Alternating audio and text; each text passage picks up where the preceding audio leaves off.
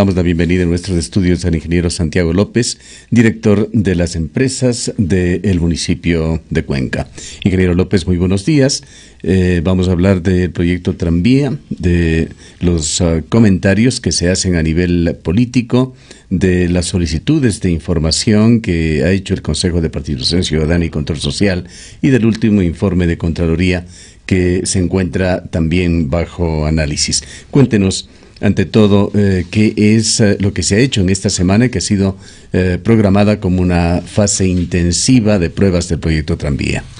Bueno, buenos días, Gustavo, Rosanita, buenos días, un gusto estar con ustedes aquí compartiendo este set que está muy moderno y muy bonito. Muchas gracias. Saludar cordialmente a la gran radio audiencia que hay, este importante medio de comunicación,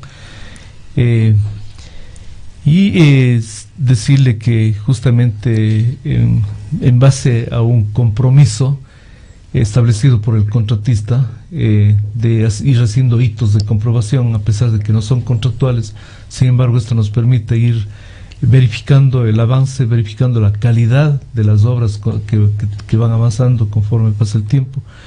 Como lo habían señalado ustedes en la presentación del tercer rito, el primero fue desde el patio taller hasta el Corazón de Jesús.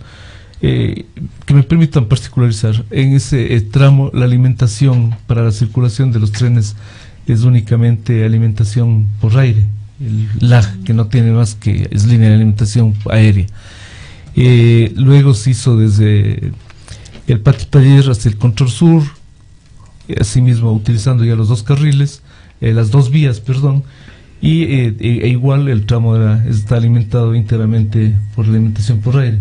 En esta vez, el día viernes, se cumplirá un hito en el que utilizaremos las dos vías y los dos tipos de alimentación ya. ¿A qué hora se van a realizar estas pruebas del viernes? La partida del día viernes desde la estación Yanuncay, que está justamente a la altura del puente sobre el río Yanuncay en la Avenida de las Américas, será a las 10 de la mañana. Desde ahí recorreremos por la avenida de las Américas hasta el redondel al Libertador Simón Bolívar, luego por la Gran Colombia hasta la Buena Capa, girando a la izquierda hasta el redondel de la Chola Cuencana, tomando la Avenida España hasta frente al terminal terrestre. Una pregunta cabe aquí, ingeniero López: ¿por qué razón no se inicia en el recorrido extremo sur, que sería la zona del Salado? Está totalmente apto, ha sido verificado, es más bien por condiciones de que la estación sobre el río Yanuncay es la que está más apta para recibir el personal, en donde se embarcaría, está colocada la marquesina, está colocada la cubierta de vidrio de la marquesina, es la que prácticamente faltan ya instalaciones de comprobatorias, instalaciones que obviamente tendrán que ser luego de concluir el momento que estamos concluyendo las obras, para evitar cualquier problema de vandalismo, para evitar cualquier problema de deterioro, de tal manera que es el único motivo. Sin embargo, en estos días que hemos estado simulando el recorrido, lo hemos hecho hasta el 0+00, que es justamente el Control Sur, tanto en la ruta 1 como en la ruta 2, de tal manera que no tiene otro motivo sino esta situación que le... ¿Cuál es el sentido de estas pruebas? ¿Qué es cuál es el tipo de comprobaciones que se hace? Bueno, el tipo de comprobación es primero del material estático, de lo que es la senda tranviaria, de las líneas de ferrocarril, de la estructura de la línea férrea, tanto en la vía 1, que es la vía sur-norte, cuanto en la vía 2, que es la de retorno por la Mariscal Lamar. Asimismo, nos permite ver todas las novedades, cualquier obstáculo que podamos tener, el gálibo de la red con respecto al dimensionamiento del equipo rodante. Nos permite probar el equipo rodante ya en un recorrido largo, todos sus sistemas de frenaje, todos sus sistemas de aceleración, en fin. Y una cosa que es fundamental, para hacer este recorrido ya ha sido necesario analizar 4 de las 5 subestaciones. La quinta subestación está instalada, pero no es necesario, es la que está en Michín, no es necesario interconectarla, de tal manera que con esta interconexión nos permite juzgar cómo está el grado de alimentación, verificar que no haya ninguna situación que permita, tanto en el tramo que tenemos la alimentación por aire, y en el tramo que es prácticamente desde el Corazón de Jesús hasta la Buena Capa, y así al revés, desde la Chola Cuencana hasta la Avenida de las Américas, en el sector del Punto, comprobar el sistema de alimentación por suelo, que es la primera vez que estamos utilizando, porque puesto, como dije en los dictos anteriores, no era necesario. Por alimentación se refiere usted a la corriente, al suministro eléctrico. Al suministro eléctrico, que es prácticamente el combustible que mueve a los trenes, ¿no? Justamente un combustible que no se combustiona, es un símil de combustible, porque es justamente un sistema amigable con el ambiente, en donde no hay ruido, en donde no hay contaminación. Entonces, en todos estos días que hemos estado en pruebas, nos ha permitido prácticamente simular lo que va a pasar el día viernes, para que el día viernes, luego de todas estas observaciones que se han tenido en las pruebas, podamos verificar y podamos estar seguros de lo que el 77% de la ruta que está siendo utilizada funciona adecuadamente, al igual que el sistema rodante. Ingeniero López, en estos días la señora Palacios, María Palacios, quien lidera una de las veedurías, salió a denunciar, digámoslo así, algunos retrasos que tendría el proyecto. Ella hablaba de un poco más de 30 días en los avances que debería tener este proyecto para que cumpla o se cumpla con los ofrecimientos del señor alcalde de que este proyecto concluirá y será entregado, al menos la obra física, la infraestructura, en el mes de octubre. ¿Cuál es la situación? Si me permite añadir, Rosana, hubo adicionalmente una cifra de 39 días que surgió de la UNOPS y del PNUD, que son entidades que asesoran al proyecto de tranvía, que hablaban sobre este retraso. Bueno, mire, Gustavo, Rosanita, los informes de la UNOPS, hasta ahora me parece que hay 4 informes, son informes mensuales. Este informe al que hacen referencia de los 39 días, efectivamente, fue conocido, fue analizado, porque semanalmente en el propio despacho del señor alcalde hacemos reuniones de evaluación en las que participamos. Gerencia y fiscalización, como no puede ser de otra manera. Inicialmente, acuérdense que la fiscalización estuvo a cargo de la unidad ejecutora. Luego se integró la compañía Artelia, con la que mantenemos este tipo de reuniones. Participan los representantes de los 2 consorcios constructores, es decir, ACTN y CITA. Participa el UNOPS por invitación, justamente en base al convenio, al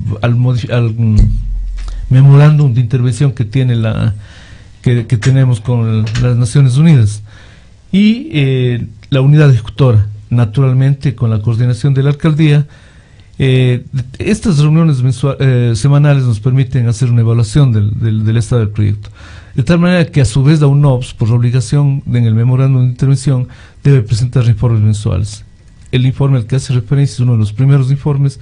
Un proyecto como este es un proyecto dinámico, han pasado 3 meses de que el informe, han habido cambios sustanciales, y sobre todo quisiera hacer notar que estos informes son analizados en las instancias que les indiqué anteriormente, y eso nos permite poner ciertas alertas, poner ciertas alarmas, nos permite justamente en forma conjunta con la gerencia de fiscalización determinar planes de mitigación que debe establecer el contratista, y así se ha actuado, así se han incrementado frentes de trabajo, se han incrementado horarios de trabajo, se ha incrementado, por ejemplo, hace 3 semanas que me parece que se analizaba, o hace más, el informe este tiene data de meses atrás, fue incrementado alrededor de 150 trabajadores, pero no únicamente por la observación. La UNOPS es parte del grupo de análisis, de tal manera que estas conclusiones no son exclusivas de la UNOPS, sino esto más en grupo. Solo Gustavo, por favor, claro. Por decir algo, esto nos permite ubicar en dónde tenemos problemas, en dónde no tenemos problemas, y tomar justamente las medidas correctivas para garantizar que los plazos se cumplan, que las obras se cumplan, cumpliendo todos los parámetros de instrucciones técnicas, y llegar a octubre. Luego le explicaré, porque aquí hay incluso mala interpretación, mal entendimiento. Nadie ha dicho que en octubre se termine el proyecto. En octubre se termina los 300 días del contrato con ACTN. Y alguna vez, Gustavo, con usted me permití, incluso con el documento en mano, indicarle que luego de terminados los trabajos que ahora son a cargo de ACTN y que antes estuvo a cargo de CRC, teníamos en el cronograma todas las actividades que venía ya como cita, sí, en hacer todas las labores hay que decirlo, ingeniero López, que en un momento dado el municipio sí sugirió que para octubre de este año se terminaría. Cierto es que fue aclarado oportunamente luego por el alcalde y por otros funcionarios señalando que sería la obra física. En eso no queda ninguna duda. Pero de cualquier manera, explíquenos cómo la organización municipal, la unidad tranviaria, el señor alcalde, minimizan de alguna manera estos 39 días cuando, si tomamos en consideración el plazo que queda para la entrega de la obra física, son aproximadamente 90 días, redondeando, estamos hablando de un 40% de retraso que habría. Refiriéndonos al tiempo que queda, ¿cómo van a recuperar estos días? Mire, Gustavo, creo que faltan 80 o 81 días. Aproximadamente. O sea, sí. Yo no, acá, lo que le he dicho acá, vamos a transparentar absolutamente todo. Le decía que esta nos permite alerta, nos permite dimensionar el equipo. Por ejemplo, han tenido que tomar muchas precauciones. Este diferimiento, que no significa atraso en el plazo final, este diferimiento o alteración de ciertas actividades, permite tomar ciertos correctivos. Por ejemplo, y todo a costo del contratista. Por ejemplo, equipo que tenía que venir, que ser transportado, equipo importado que tenía que ser transportado en barco, por ejemplo, van a hacerlo vía aérea para recuperar el tiempo. ¿Por qué este diferimiento? Porque justamente hubieron ciertos problemas en los diseños, en la contratación de bienes importados. Entonces tienen que, por ejemplo, cambiar el sistema de transporte. Y es responsabilidad plena del contratista. Aquí, mire, y eso es lo malo, Gustavo, que acá estamos queriendo dividir entre los buenos y los malos, entre quienes queremos terminar el proyecto y quienes no queremos terminar el proyecto. En fin, yo creo que más bien aquí es una minga de todos por terminar un proyecto importante para Cuenca, y en ese sentido plantear soluciones, como la que le digo. Asimismo, por ejemplo, usted que tiene experiencia en la materia, el montaje de todo el equipo importado, en lugar de ser en 45 o 60 días, van a tener que ser acortando tiempos, para lo cual, en lugar de tener 2 grúas, por decir algo, para hacer el montaje en las paradas, por ejemplo, deberán tener 6 grúas. Eso es lo lógico, pero sí es factible. Es factible, es totalmente factible, porque usted tiene prácticamente 20 kilómetros de frente de trabajo, hablando de las dos rutas. Es decir, lo importante es que tengamos, eso sirve, y repito, no es un descubrimiento, no es un análisis integral que hacemos, de tal manera que también los informes de NUNOPS son rebatidos, son analizados. Hay un administrador del convenio del memorándum de intervención. Incluso en el transcurso de la próxima semana tenemos reuniones con la UNOPS, que es el organismo encargado de los trabajos, pero también con su representante o su matriz, que son las Naciones Unidas, a través del PNUD. Estaremos en el transcurso de la próxima semana analizando también las situaciones, porque aquí hay una cuestión.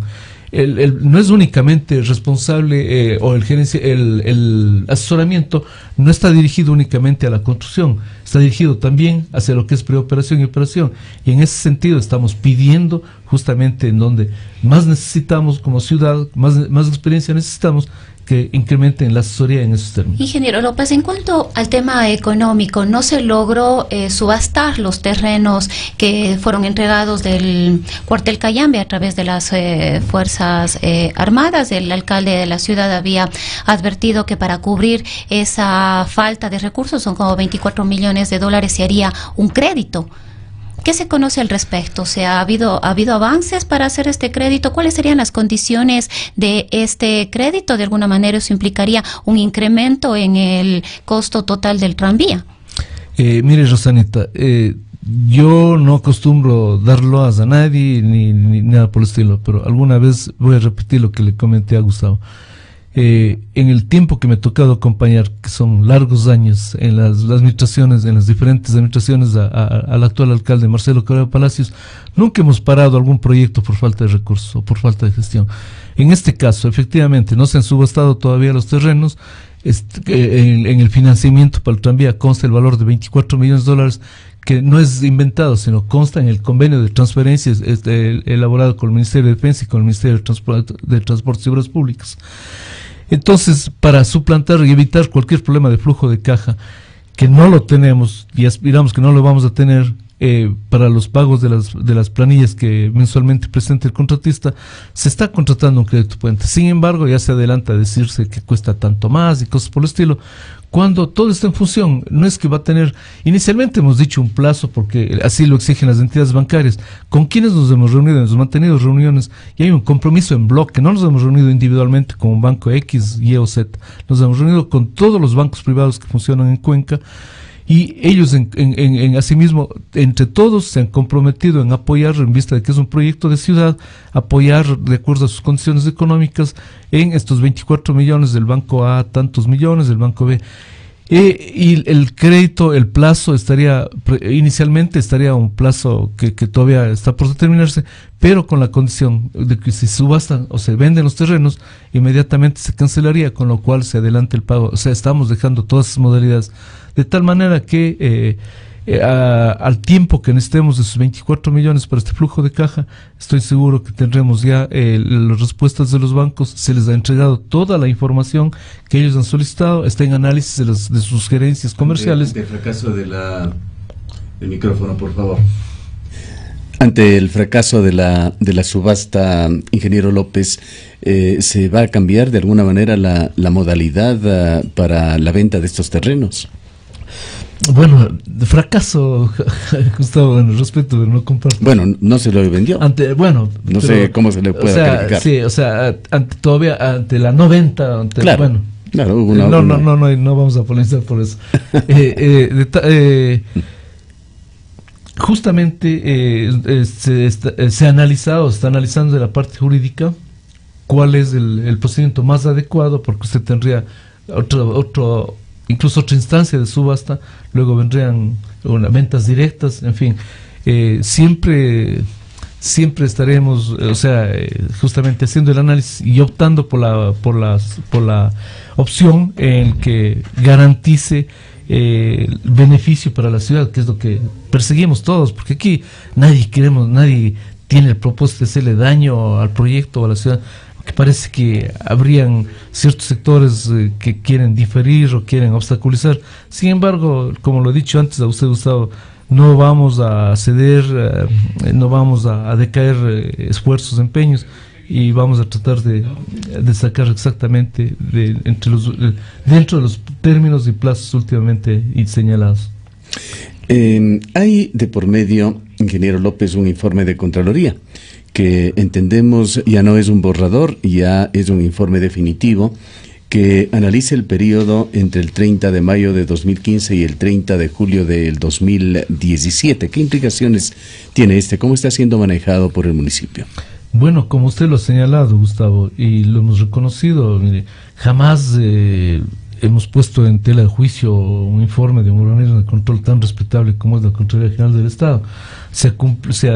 Han seguido los procedimientos de acuerdo establece las normas de control interno, la ley de la Contraloría, en fin, toda la normativa pertinente. Hay un informe definitivo, ese informe definitivo tiene unas instancias, se han presentado ya en la instancia anterior, se han presentado documentos de descarga. Acá irá a otra instancia, la Contraloría, en donde me parece que viene la predeterminación de responsabilidades, y en ese caso todos los funcionarios que sean involucrados en esa predeterminación tendrán, de acuerdo al debido proceso, la oportunidad de presentar todas las notas de documentos de descargo.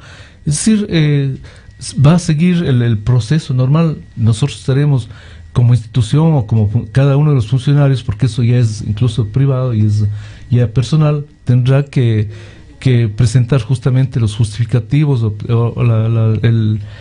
los argumentos que demuestren que la predeterminación es correcta o no correcta. Ahora, es cierto, ingeniero López, que nos encontramos ya en los prolegómenos de una campaña política. Hay candidatos que se perfilan, que incluso abiertamente hablan de potenciales candidaturas, y en este marco se hacen declaraciones bastante fuertes sobre este tema. Escuchemos, para continuar este diálogo, lo que dijo Dora Ordóñez a inicios de esta semana. Dora Ordóñez es concejal del Cantón Cuenca. Y prácticamente se ratifican en la mayor cantidad de observaciones que se hicieron ya en el informe borrador. Luego de haber conocido el informe borrador y sobre todo de conocer los dos informes definitivos ya con más de 10 que habíamos solicitado en su momento, recordarán, era que la Contraloría también recomiende la destitución del alcalde de la ciudad. La negligencia, la inconsecuencia, la falta de decisión oportuna en la ejecución de la obra han sido razones suficientes, creo yo, para que el Contralor pueda analizar lo que establece el artículo 92 de la Ley Orgánica de Contratación Pública para solicitar que el alcalde dé un paso al costado porque no ha demostrado la responsabilidad respecto a la ejecución de la obra. ¿En qué se traduce todo esto? Porque no es un tema netamente político. Se traduce en que hayan excesivos costos, que la obra no termine su ejecución, que millones de dólares adicionales hayan tenido que ser pagados, y no del patrimonio del alcalde ni de los concejales, sino de los impuestos que los ciudadanos pagan. Este momento está solicitando, de lo que conozco, la posibilidad de endeudar al municipio en cerca de 24 millones de dólares más para terminar la obra, toda vez que no han podido vender el predio del cuartel Cayambe. No han existido las acciones que de manera urgente han debido emprenderse, ¿no? Recién este rato están queriendo subvencionar los costos adicionales para terminar la obra, cuando pasaron meses sin que se ponga a subasta el predio del cuartel Cayambe.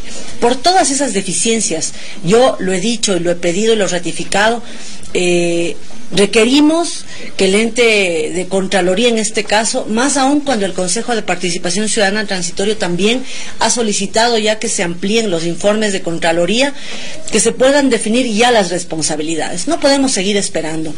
La ciudadanía quiere que se termine la obra, todos queremos que el proyecto termine su ejecución, pero lamentablemente no al costo al que nos va a costar.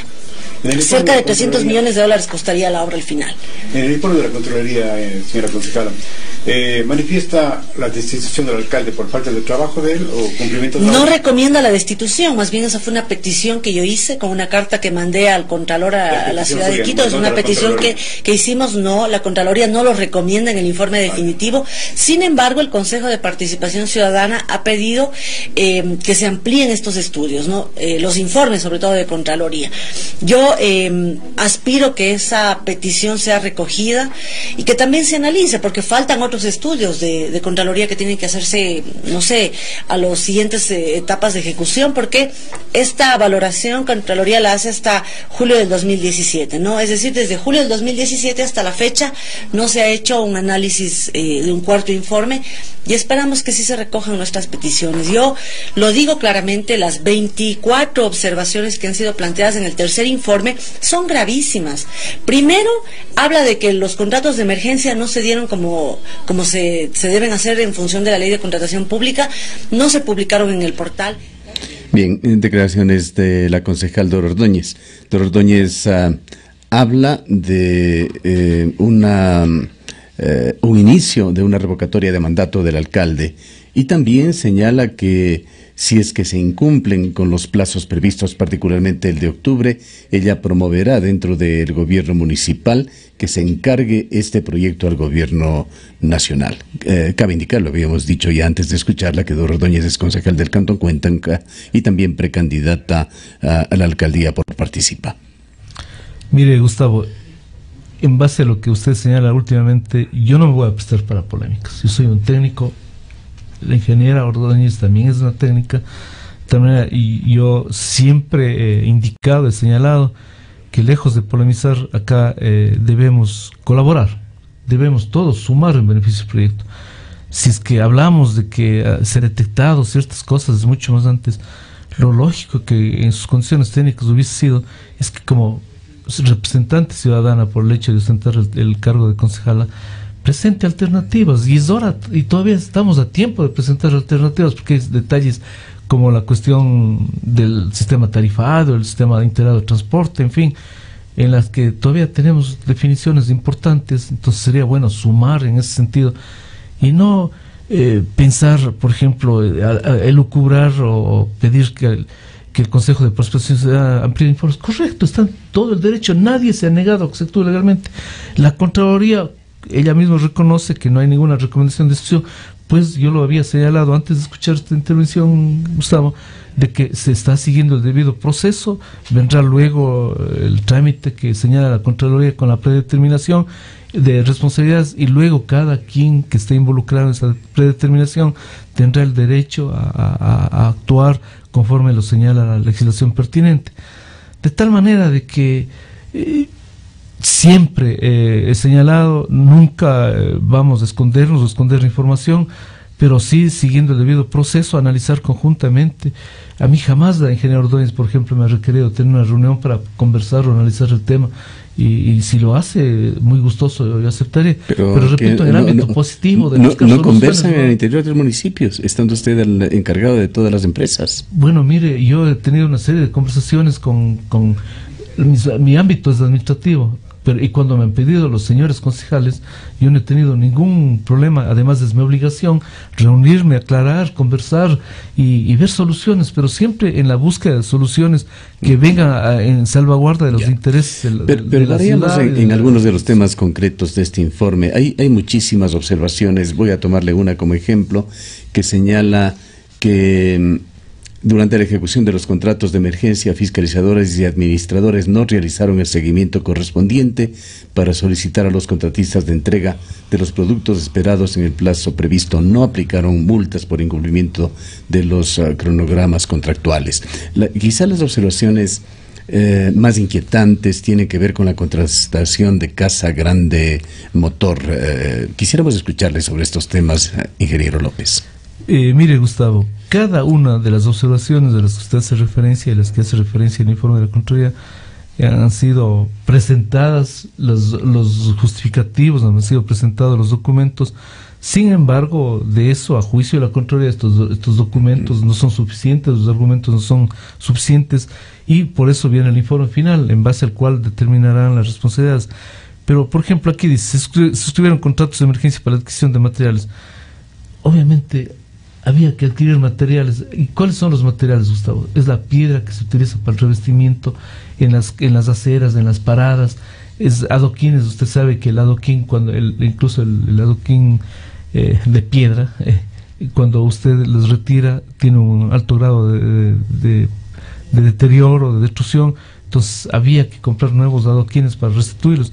En fin, se subestimó cantidades de obra. Mire, esa deficiencia la hemos tenido en todo el tiempo, por eso se establecieron fichas de modificación ya con CCRC mismo, luego hemos tenido porque faltaron detalles. Sobre Casa Grande Motor, ¿qué nos puede Casa comentar? Grande Motor. Sobre Casa Grande Motor, si bien se argumenta de que no tiene la experiencia, se dice una cosa tan drástica como que no era una empresa que estaba legalmente constituida para trabajar en el Ecuador. Mire, Gustavo, yo lo que sí puedo señalar es una cosa. El ingeniero Pedro, no recuerdo el apellido de Pedro, Merino, español, que vino acá conjuntamente, inicialmente con otros técnicos de la empresa, y asimismo telefónicamente he podido conversar con gente de esta empresa. Ellos fueron contratados para cumplir un cometido, para el análisis de toda la documentación. Dice la Contraloría que no fue contratado. Dices que se prestaron servicios de consultoría sin suscribir el contrato correspondiente. Esto dice el informe de Contraloría.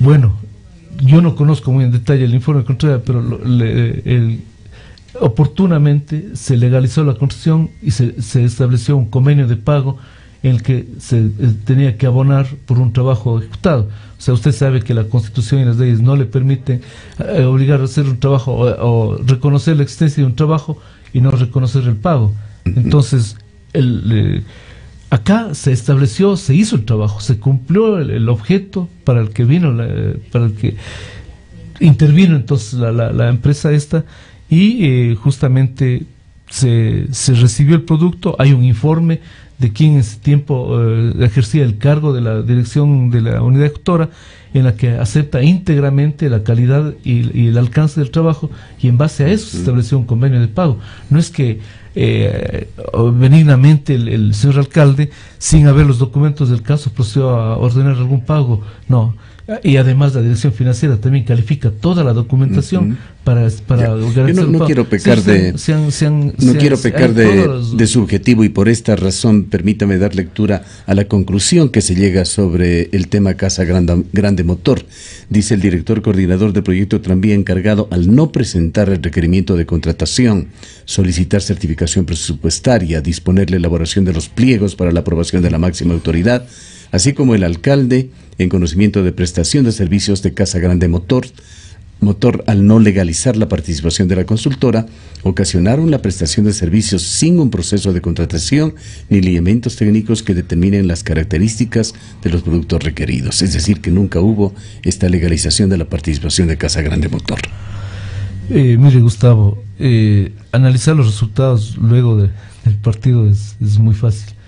La situación que vivía Cuenca, que llevó a la desesperación de muchísimas familias, de miles de familias, que llevó a la desesperación, una situación de Cuenca dividida, una Cuenca prácticamente semidestruida, obligó a la declaratoria de emergencia, y dentro de la declaratoria de emergencia había que actuar emergentemente, y se tenía que recurrir en la forma más rápida, más ágil, a buscar las soluciones. En este caso había que ver la determinación del estado actual del proyecto para ver si era o no recomendable la determinación unilateral con CCRC.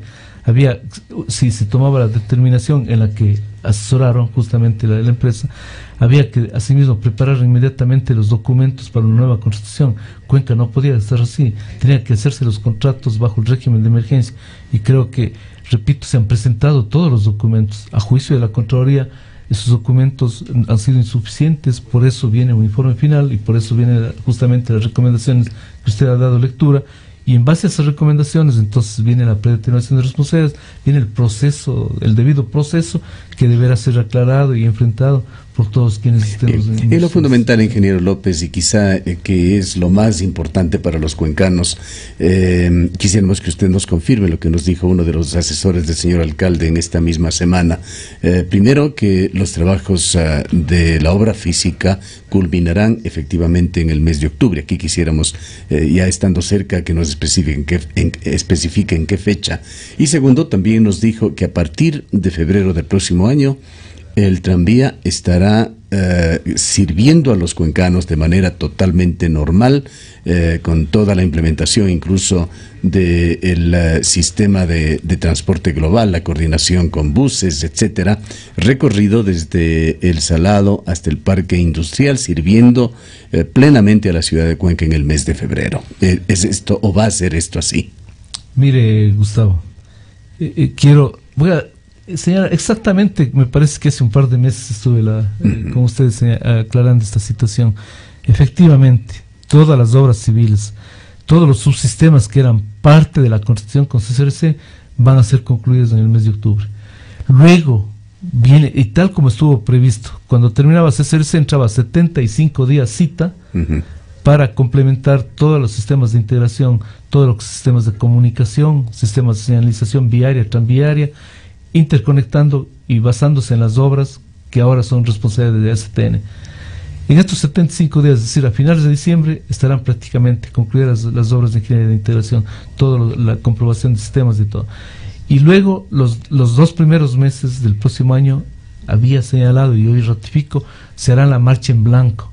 ¿Qué es la marcha en blanco? Que es un funcionamiento, operación normal del sistema, sin pasajeros, cumpliendo normas y protocolos de seguridad, que es lo que más nos interesa.